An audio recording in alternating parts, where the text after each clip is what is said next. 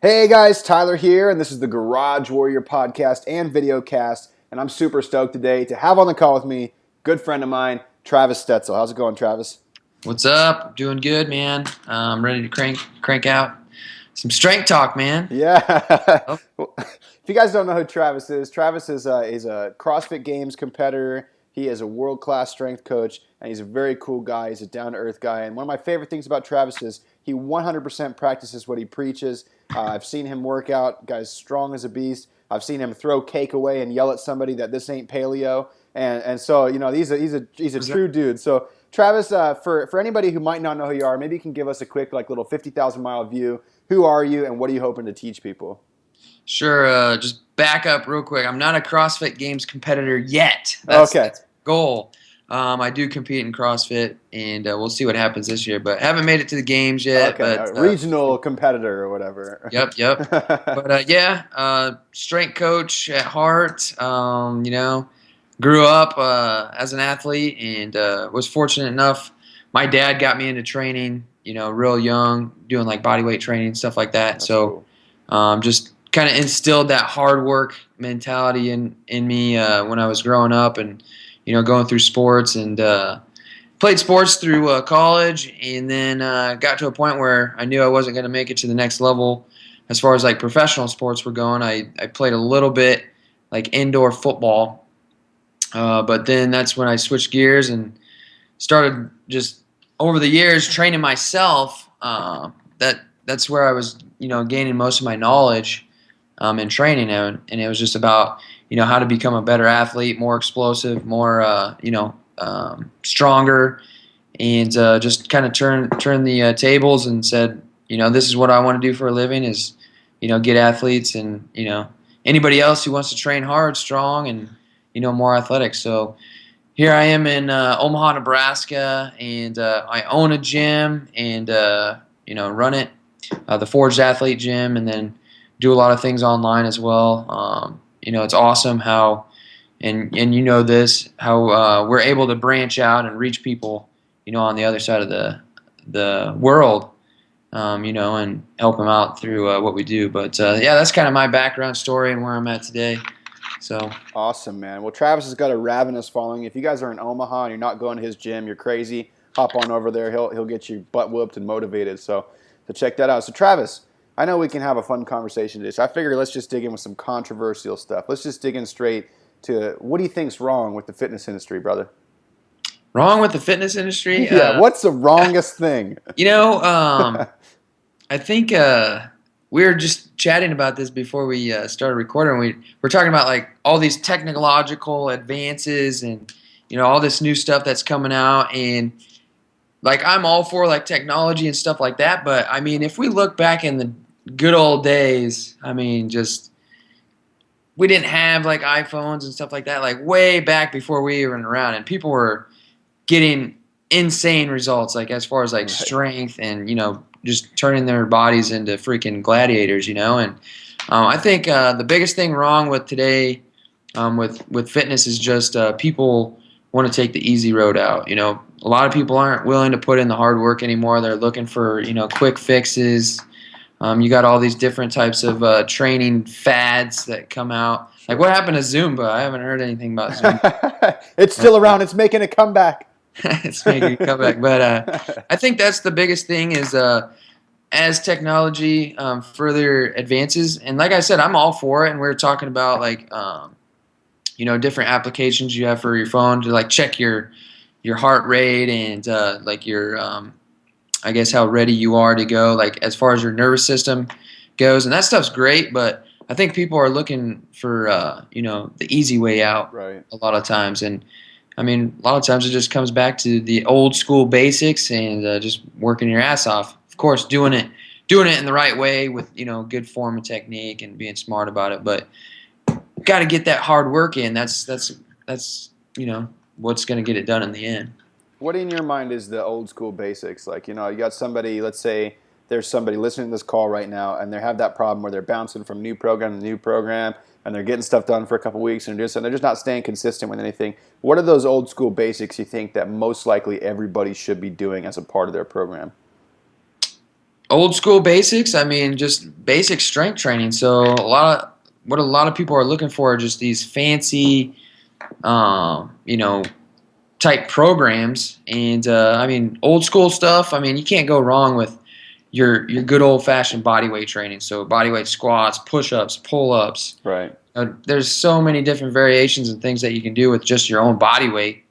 And you know, people are kind of getting away from that stuff. And then you know, your old school barbell stuff, squats, deadlifts, overhead presses. I mean, just basic stuff like that. I mean, Right. you know, you see all these different new gadgets and gizmos that come out all the time. And like I saw something on the TV the other day, and I don't know, it was like this. It looked like a PVC pipe kind of, but it had like handles on it and stuff. And I don't know, it could be effective, but you don't need all that stuff, man. Just your body, your body.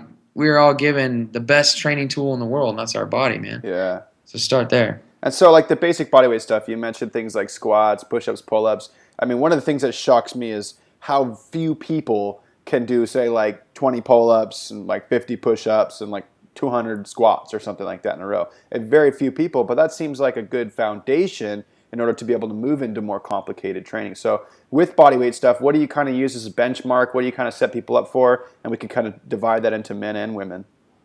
Something that we do in my gym, and we do this for everybody. Every 4 weeks, we do a different battery of tests, and it's all based off of like your fitness level. So there's like 10 different levels, and obviously the first levels are body weight training. It's all body weight stuff. And so for our level 1 test, you get 3 minutes at each station, and you do squats. So body weight squats. Obviously, you got to get your hips well below parallel. Push-ups, got to touch your chest, full lockout at the top. It's amazing how many people don't do, you know, just the basic push-up right. And then pull-ups. However, if you can't get pull-ups, because that's another thing is, you know, a lot of people can't even get one single pull-up. Right. And, I mean, I can go off for days about that because I work with, like, Marines and stuff like that, and they'll come in, and these kids are trying to be, you know, badass Marines, but yet they can only do like half a pull up, you know. So, but we do a Marine pull-ups. can only do half a pull-up? What's that? A Marine that can only do half a pull-up? Oh, you'd be amazed. I have there's a program that I run, Poolies, with the Marines. So, say you're like a young kid and you enlist in the Marines, and say you're going to leave in 6 months. Well, these kids come and train at our gym.